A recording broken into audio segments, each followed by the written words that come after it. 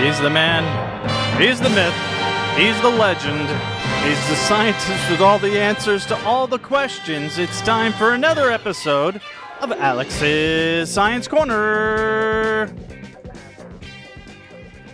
100 feet, 3.5 down, 9 forward. Okay, 75 feet, car's looking good, down a half. 6 forward. 60 seconds. Lights on, forward, forward. 40 feet, down 2.5. Picking up some dust. Straight shadow. 4 forward, drifting to the right a little. 30 seconds. Forward. Contact light. Okay, engine stop. We copy you down, Eagle. Listen, Tranquility Base here. The Eagle has landed. And we're back. Our apologies. We had a fire alarm that we had to evacuate the building, but we have returned. You're listening to Commercial Free at WXCI Danbury. We are currently doing Alex's Science Corner. Now, we're talking about the Apollo program, and many people started talking about the Apollo program after President Kennedy gave a speech in 1962. But it actually started earlier than that with the Mercury program to get a man into space. And then they switched over to Gemini program to get 2 men into space. And then the Apollo program would get 3 men into space. NASA had a plan. NASA wanted to go to the moon, but there's a lot that they needed to learn. And these were the incremental steps that they needed to go through to learn what they needed to do to get there. NASA had a good understanding of many of the challenges that they would face, but there's so much more they didn't know, and these were the steps they're trying to figure out to get answers to these questions. But for Congress and President Kennedy, the main challenge that they faced was that we were in a Cold War with the Soviet Union. The Soviet Union was showing that they were in a technological lead over us. They got an orbiter into space before us, and then they got a man into space before the U.S. could. Kennedy and Congress were looking at various ways that they could show that we had a technological lead over the Soviets. For example, one of the ideas that Kennedy considered was to build massive desalination projects to bring fresh water to various parts of the world. But of all the ideas that they were considering, the one that had the biggest political flash, but also had the most risk for embarrassment if there's failure, was NASA's plan to get to the moon. So if you read the whole speech that Kennedy gave, not just a 10-second soundbite that they always give, you'll hear that Kennedy does speak in detail about the difficulties. So he understood what NASA's plan was. And NASA expected to land men on the moon by the early 1970s. What Kennedy did is gave them a slightly sooner timeline to push them, because honestly it is good to have a deadline sometimes. For the politicians, it's a great way for us to show off to the world and try to show up the Soviets. For the scientists and engineers, well, we wanted to go to the moon. So the speech turned that single NASA project into a national goal. That got Congress to allocate more funds to try and reach that goal. And not just as a side project, but as an actual national project. Hundreds of thousands of engineers around the country, scientists and support staff began to make contributions. We obviously remember the 3 astronauts that were involved in landing on the moon, but there's over 1 million people that contributed in some way to getting those guys to the moon and back. Now, for example, the first stage was built by Boeing in New Orleans. The second stage was built by North American Aviation California. Those stages were delivered to Florida by sea barge. And then the third stage was built by Douglas Aircraft Company, and it was built by a plane that was specially designed just to carry the third stage by air. So not only was the stage designed, but they had to build a brand new plane to carry that stage. For us closer to home, Grumman Aircraft Company in Long Island built the lunar module. These companies were following a design that was put out by NASA. They all had a great deal that they added to their little bits, but they were all following a standard plan that NASA had come up with. For example, the computers needed to guide the mission to the moon and back were the most advanced that could be built at the time. NASA was using 1/3 of all the integrated circuit boards that were being built in the United States for the Apollo mission. Today, your cell phone is about 1,000 times more powerful than the computer that's on the lunar module. But at the time, these were cutting-edge technologies. Engineers at NASA gave Apollo 11 a 50% chance of success. That was okay, though, because Apollo 12 was expected to arrive in November 1969. So if they had to abort, they could still make their deadline of the end of the decade, and they would have learned a little bit more so that they could apply to Apollo 12 if things didn't go well on Apollo 11. They did have a safe landing. They landed with 30 seconds of fuel left in the lander. And after landing, when Neil Armstrong, a moment or two after he set foot, walked around, made a few comments, the very, very first thing he did is grab what was known as a contingency sample, where he immediately grabbed a bag of lunar regolith, lunar dust, put it in his pocket so that if they had to leave right then, they at least got a handful of dirt from the moon. But they had time to set up some instruments, and they collected several pounds of lunar samples before they left. Now, the last Apollo mission was Apollo 17 in 1973. NASA had plans for missions up to Apollo 20, but Congress got bored and cut the funding for the last 3 missions. In the last 50 years, we have sent multiple probes to every planet and moon in our solar system, and we landed landers on many of the planets and some of the moons.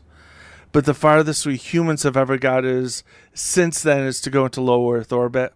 It's understandable because we humans have this problem that we need to eat and breathe, and that gets more difficult the farther we get away from Earth.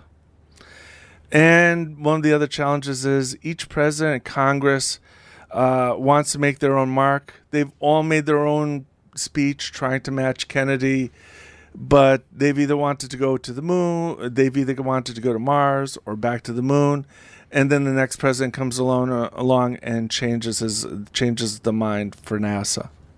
For me, the Apollo program is a symbol of what we can learn when we push ourselves. It was a program born of the Cold War.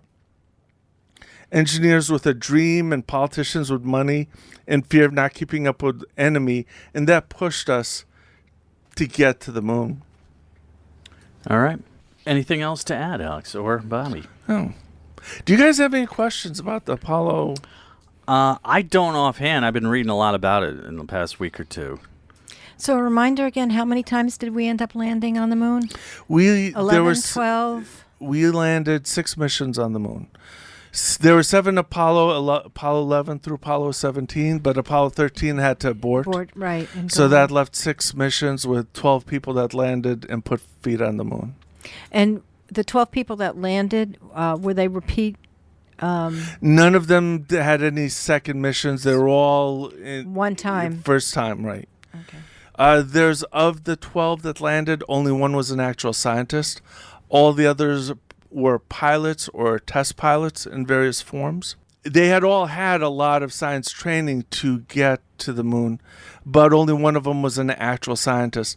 The last Apollo 17, one of the 2 astronauts was a geologist. And so he was able, one of the things about that was he was able to pick out better samples.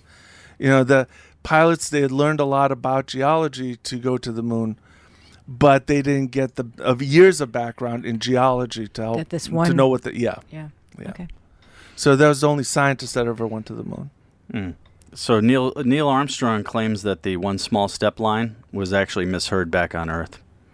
Yeah, there's been a lot of talk about that. Oh, so he actually did say one small step for a man, one giant leap for mankind? Right. There's a lot of there's been debate about that. You know, some audio engineers say that there's a gap, that split second of a missed signal. You couldn't hear the Armstrong told the press once he was back on Earth, that he did say In 2006, a computer programmer used a piece of software to analyze Armstrong's words and found that the was indeed there and was likely not heard because of radio static. Yeah. Okay. So, and did he write that himself, or did somebody write that for him? I've forgotten. I think he came up with that on his own. I don't think that was anything I'm Profound that somebody wrote for him. No, And that's he might have thought about saying it when he got there. I haven't heard either way, but I don't think anybody wrote it for him. The fun part, if you ever look at the lunar lander, the bottom rung of the ladder is about 3 feet off of the steps. Right. So they have an actual leap to go from the bottom ladder to the landing pad. Because they landed in the wrong place. Well, that was like, I mean, the landing rung it was designed that way, but there's this massive gap. So they had to jump up to one get giant onto the leap for ladder. mankind. Well, yeah. But so it wasn't a small step for him to get down to the ground, is what you're saying. Well, it was a 3-foot drop, yeah. Yeah. So. Yeah, they were 4 miles where they were supposed. 4 miles away from, and he had landed it because I guess they were looking at it and it was a boulder-filled crater, so he changed the landing site. Right, he adjusted it. He was maneuvering. He had to take manual control of the lander so that he could fly over the boulders and land on the other side of the boulder field. It says even Disneyland and guests took a break from Mickey and Minnie to watch the moon landing. Mm-hmm. And even though, let's see, Neil Armstrong was the first person to walk on the planet. Who was the other guy that was Buzz Aldrin? Buzz Aldrin was the first man to pee on the moon. How did he? I thought. Fun fact, right in his pants. Oh, I was gonna say he couldn't have peed on the moon because he was in that. No, there's. Guess what we left behind on the moon? A lot of pee and poop. Actually, Okay. we didn't, because that would have been left in the spacesuit in the orbiter when they disconnected and they got out of the spacecraft. Because they couldn't toss the spacesuits out onto the moon because they would have to wear them to open the hatch to. Right. So the spacesuits were in the Eagle, or the second stage of the Eagle, in the upper part. So when they took off, the spacesuits were left in that section when they disconnected and they left moon orbit. And that second stage was the lander, right? No. That wasn't No, the no. lander. The lander's the bottom stage, Right. and the second stage is the command section of the lunar orbiter. And there was But also how did they get up? there was also that thing where because the lander portion stayed on the bottom, and the second stage took off. It had a separate rocket. Right. Yeah. So that stuff, all of their samples and all of their spacesuits, that was still in that section when it met up in orbit with the Columbia. Okay, okay. And then when they finished transferring the stuff over, they left their spacesuits in the lunar module section. Oh, and then they disengaged from it? I didn't realize that. Yeah, and then they left that behind in orbit around the moon when they left lunar orbit. Okay. Was it the kind of orbit that was going to deteriorate and eventually land on the moon? Yeah, it probably would have, because they would have disconnected before they started the Earth injection orbit. Okay. And what that means is they didn't want to carry that extra weight while trying to get back to the Earth. So they would have disconnected from that so that they wouldn't have that extra weight when they burn the engines to go back to Earth. Also, Buzz Aldrin had to fill out an expense report for his trip to the moon. I kid you not. I'm looking at what it says here. And when they returned, they had to fill out customs forms. Swear to God. And then they mentioned that the moon actually has a distinct smell. How could they know that? Well, here's the thing. That dust that they carried in on their spacesuits, when they came in and repressurized the lunar module, the dust that they were carrying in was going to be coming off of their suit. They described it as something like gunpowder, or the smell of in the air after firecrackers have gone off. That was okay. How do they know that wasn't the smell from the lunar lander? Well, they will have been having those smells before they landed. I think the lunar lander probably smelled like BO and other things. Yeah, but the fuel. What did this fuel being burned? You would not have smelled the burning fuel, because that would have been, if you had smelled burning fuel, they wouldn't have made it back. Okay. simply because it was just been, burning fuel inside of And then that cockpit. pen that they used, some switch got broken off. Yes, when they were moving around, getting into their spacesuits, one of the spacesuits' backpacks hit a circuit breaker switch, and the circuit breaker switch broke off, and that was one of the ones that was needed to start the launch engine. And they just put a felt pen in it. Yeah, It worked. Yeah. Man, they are lucky. Yeah, well, I mean, there's also, if you listen to there's a whole thing about the computer that was on the lunar module. Like I said, it's compared to today's standards, regular pocket calculator is much more powerful than that computer was. But at that time, that was the most advanced computer that had been built, especially for that size. And it was coming up with alarms during the landing portion. And they were told, if you're getting alarms, you hit the abort switch and you abort. But They're they getting didn't. alarms.